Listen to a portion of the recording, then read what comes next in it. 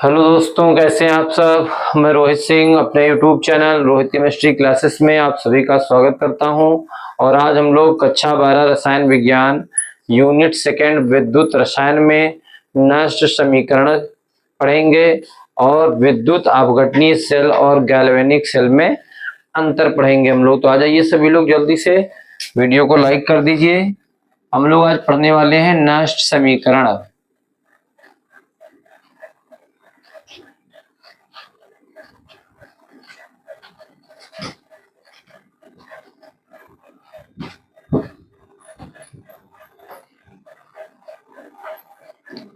नष्ट इक्वेशन।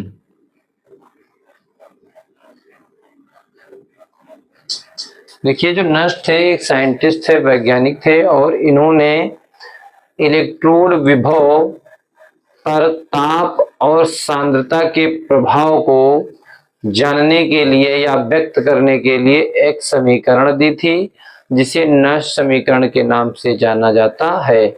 इसलिए दी थी, किसी भी सेल में इलेक्ट्रोड विभव पर ताप एवं सांद्रता के प्रभाव को स्पष्ट करने के लिए एक समीकरण बनाई थी या समीकरण दी थी, और जिसे हम लोग नष्ट समीकरण के नाम से जानते हैं। तो यहां पर लिख दीजिएगा, नष्ट ने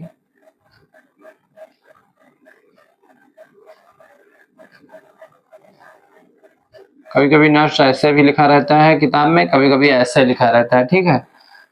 नष्ट के अनुसार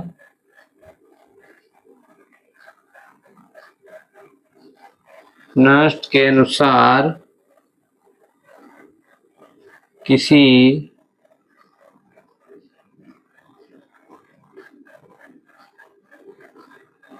इलेक्ट्रोड विभव पर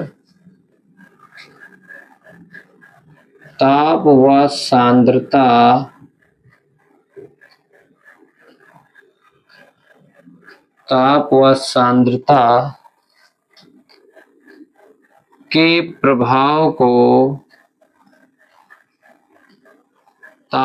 सांद्रता के प्रभाव को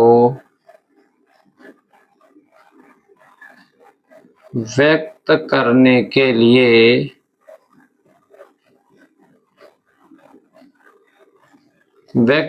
के लिए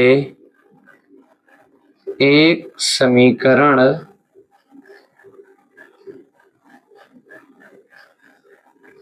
दी, जिसे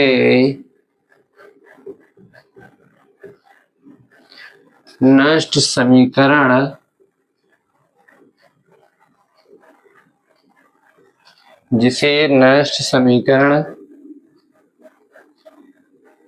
कहते हैं। अब ये समीकरण क्या थी? जो किसी भी सेल में इलेक्ट्रोड विभव पर ताप व सांद्रता के प्रभाव को व्यक्त करती थी। समीकरण थी E0 minus 2.303 RT upon NF log base 10, और ये था आपका रिडक्शन अपचयित पदार्थ की सांद्रता, और बटे में था आपका ऑक्सीडाइज्ड पदार्थ की सांद्रता। एक तो ये समीकरण थी। दूसरी, इसी समीकरण को इस रूप में भी लिख सकते हैं, E बराबर E0 minus 2.303 RT upon NF log base 10 anode की सांद्रता और अपान में कैथोड की सांद्रता, ठीक है। तो ये समीकरण कहीं कहीं किताब में आपको इस तरह से लिखा होगा, जो ऊपर समीकरण लिखी है, और कहीं कहीं किताब में आपको ये समीकरण आपको ज्यादातर देखने को मिलेगी। तो दोनों चीजें एक ही हैं, बस यहाँ पर जो है ये जो आपको दिख रहा है इसे ब्रैकेट में लिखा है, ये दिखाता है इसकी सांद्रता को, यानी कि जो रिडक्शन का मतलब है जो पदार्थ अपचयित हो रहा है। किसी भी सेल में जो पदार्थ अपचयित हो रहा है ये उसकी सांद्रता को दिखा रहा है, और नीचे ऑक्सीडेशन ऑफ कंसंट्रेशन है, यानी कि जिस पदार्थ का ऑक्सीकृत हो रहा है, जो पदार्थ ऑक्सीकृत हो रहा है उसकी सांद्रता है। और ये क्या है, ऊपर एनोड की सांद्रता है, नीचे क्या दिखा रहा है आपको, कैथोड की सांद्रता। यहाँ पर टर्म आपको सारे पता होंगे, ना पता हो तो आप नोट कर लीजिए। जहां E बराबर इलेक्ट्रोड विभव है, E क्या है, इलेक्ट्रोड विभव है। E नॉट क्या है, मानक इलेक्ट्रोड विभव है। E नॉट जो है आपका क्या है, इसमें मानक इलेक्ट्रोड विभव है। और आपका यहाँ पर R आया है, R आपका गैस नियतांक है।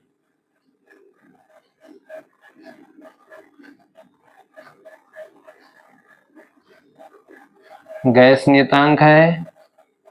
और यहाँ पर आपका T परम ताप है।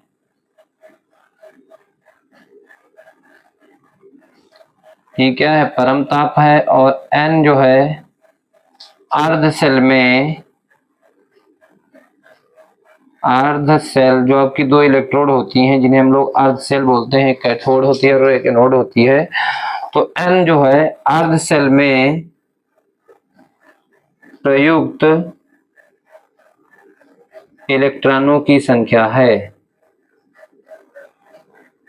प्रयुक्त इलेक्ट्रॉनों की संख्या है, यानी कि ऑक्सीकरण और अपचयन में कितने इलेक्ट्रॉन जो है यूज हो रहे हैं, प्रयुक्त हो रहे हैं, उनकी संख्या जो है N होती है। और F क्या है, F बराबर क्या है, F बराबर है 1 फैराडे। और 1 फैराडे कितने कूलाम के बराबर होता है, 96,500 कूलाम। ठीक है, तो ये चीजें आपको सारी दे रखी हैं। बस ये जो यहाँ पर आया है, यहाँ पर टर्म जो है आप चाहे यही नोट कर लें, जहां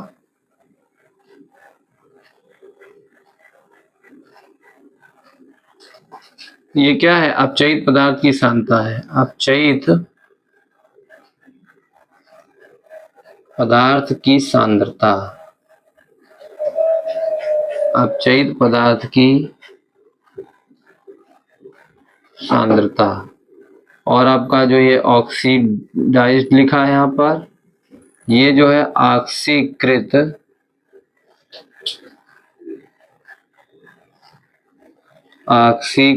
पदार्थ की सांद्रता।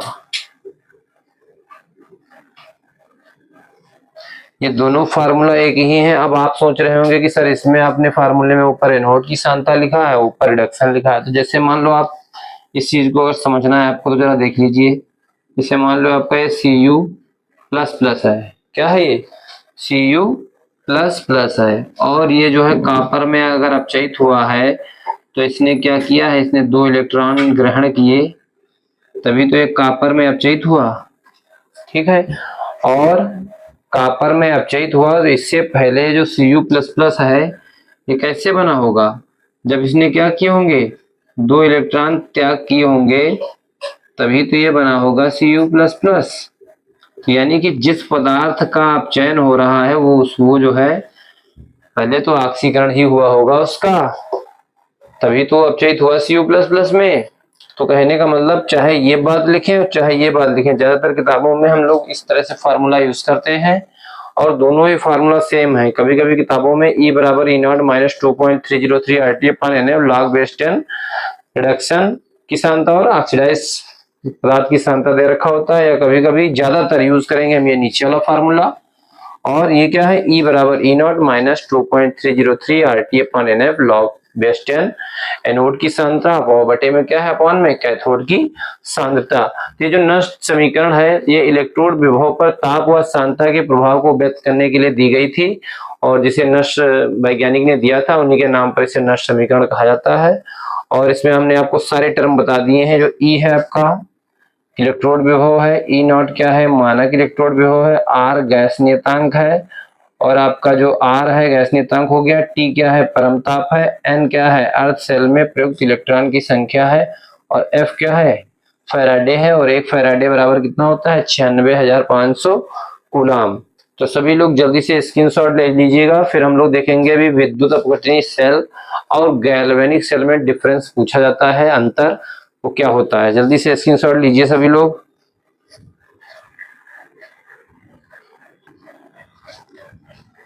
हम लोग देखेंगे विद्युत अपघटनी सेल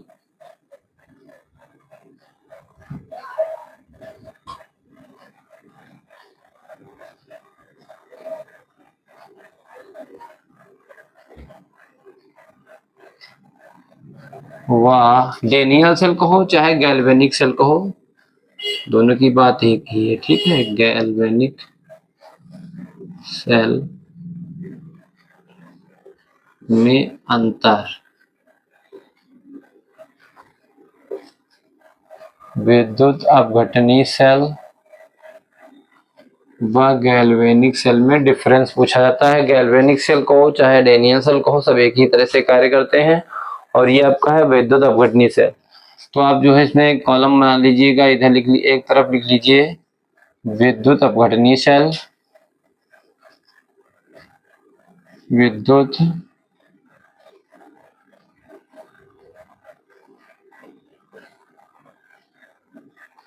अपघटनी सेल, और एक कॉलम आप बना लीजिए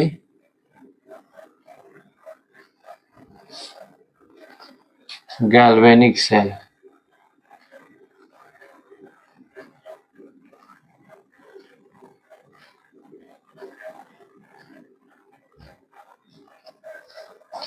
इसमें देखिए पहला पॉइंट तो यही हम लोग लिखेंगे कि जो विद्युत अपघटनी सेल होते हैं इनमें विद्युत ऊर्जा रासायनिक ऊर्जा में बदलती है, यानी कि जो आपके विद्युत अपघटनी सेल होते हैं इनमें बाह्य परिपथ से क्या किया जाता है विद्युत धारा प्रवाहित की जाती है। तो इसमें लिखेंगे विद्युत ऊर्जा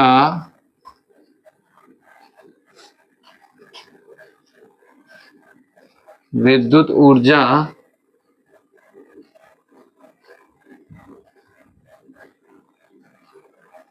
रासायनिक ऊर्जा में,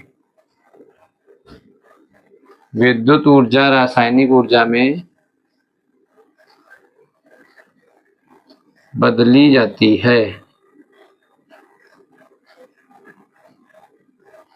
ठीक है, पहला पॉइंट हो गया विद्युत अपघटनी सेल में कि इस विद्युत अपघटनी सेल में क्या होता है विद्युत ऊर्जा को रासायनिक ऊर्जा में बदला जाता है। ठीक है, इसमें पहला पॉइंट क्या हो जाएगा, इसमें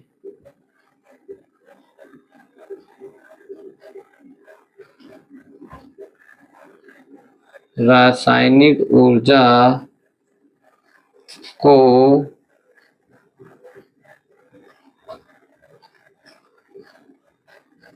विद्युत ऊर्जा में बदला जाता है।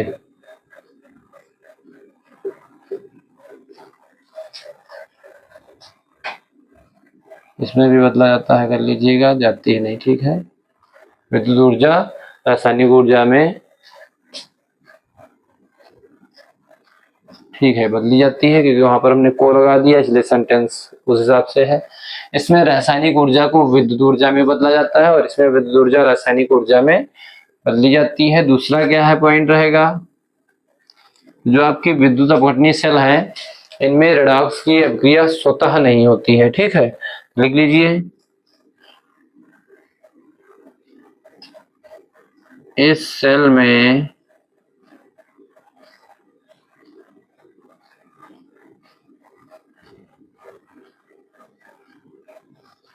रेडॉक्स की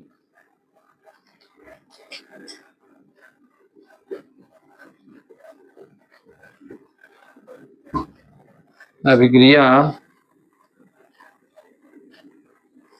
स्वतः संपन्न नहीं होती है।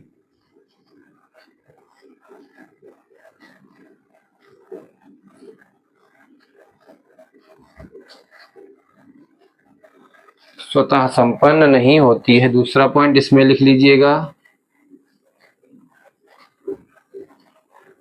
इस सेल में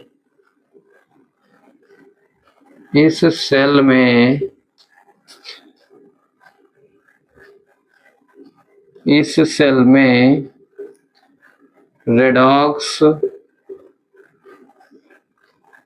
अभिक्रिया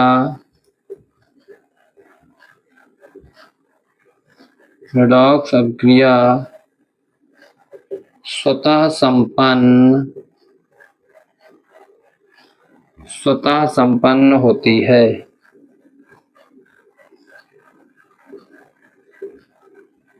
स्वतः संपन्न होती है। तीसरा डिफरेंस क्या रहेगा, जो विद्युत अपघटनीय सेल आपकी होती है, इसमें जो एनोड होता है वो धनात्मक होता है और जो कैथोड होता है वो कैसा होता है, ऋणात्मक। लिख लीजिए, इस सेल का एनोड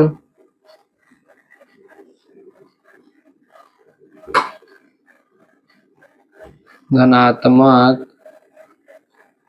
तथा कैथोड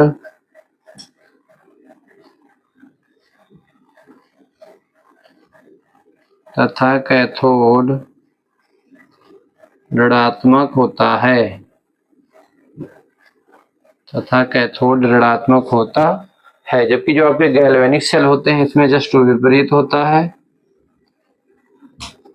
इस सेल का एनोड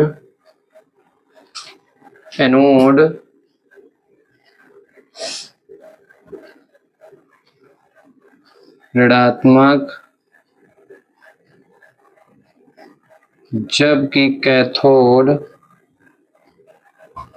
जबकि कैथोड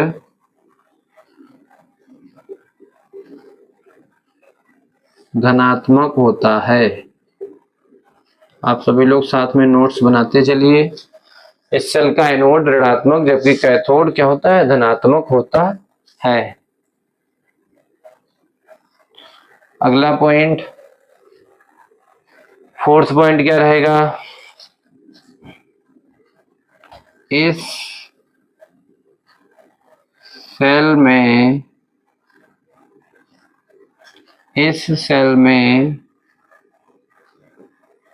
विद्युत ऊर्जा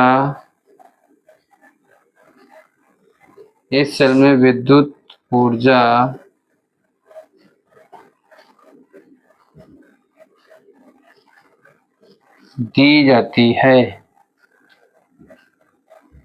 इस सेल में विद्युत ऊर्जा दी जाती है। इसमें लिख लीजिएगा,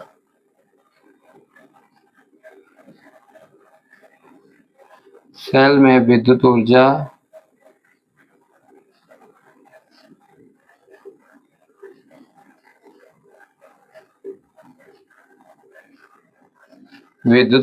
प्राप्त होती है। जो और लास्ट पॉइंट जो है आपका डिफरेंस, पांचवा पॉइंट, विद्युत अपघटनीय सेल में इसमें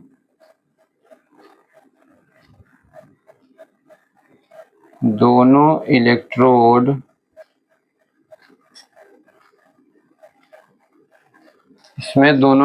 यानी कैथोड और एनोड, इसमें दोनों इलेक्ट्रोड एक ही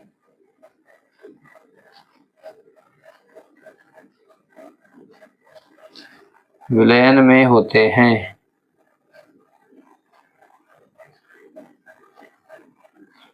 जबकि जो आपकी गैल्वेनिक सेल या जो डेनियल सेल होती है उनमें ऐसा नहीं होता, इनमें दोनों इलेक्ट्रोड अलग अलग विद्युत अपघट्य विलयन में होते हैं। ठीक है,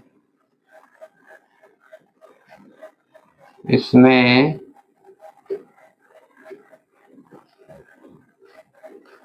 दोनों इलेक्ट्रोड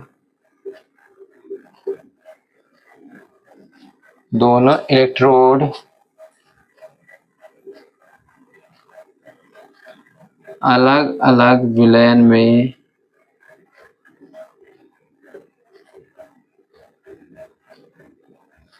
दोनों इलेक्ट्रोड अलग अलग विलयन में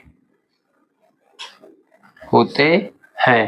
तो ये आपके सामने कुछ इंपॉर्टेंट 5 अंतर लिखे हुए हैं, डिफरेंसेस, जो विद्युत अपघटनीय सेल और आपके किसके अंतर है, गैल्वेनिक सेल के अंतर है। ठीक है, चाहे आप गैल्वेनिक सेल या डेनियल सेल, दोनों के अंतर सेम ही रहेंगे। ठीक है, अगर विद्युत अपघटनीय सेल डेनियल सेल में अंतर आता है तब भी आप यही लिखेंगे, और अगर आपका विद्युत अपघटनीय सेल और गैल्वेनिक सेल में डिफरेंस आता है अंतर, तब भी आप यही लिखेंगे, पांचों पॉइंट सेम। ठीक है, तो इस तरह से आज हम लोगों ने विद्युत रसायन यूनिट में नष्ट समीकरण क्या है, उसका क्या फार्मूला है, और हम लोगों ने विद्युत अपघटनीय सेल और गैल्वेनिक या डेनियल सेल में अंतर पढ़ा। जल्दी से सभी लोग वीडियो को लाइक कर दीजिए, और कक्षा 12 रसायन विज्ञान की तैयारी करने के लिए आप सभी लोग हमारे चैनल रोहित केमिस्ट्री क्लासेस को सब्सक्राइब कर लें और दोस्तों में शेयर कर दें, जिससे आपकी तैयारी और बेहतर हो सके। Thank you for watching this video.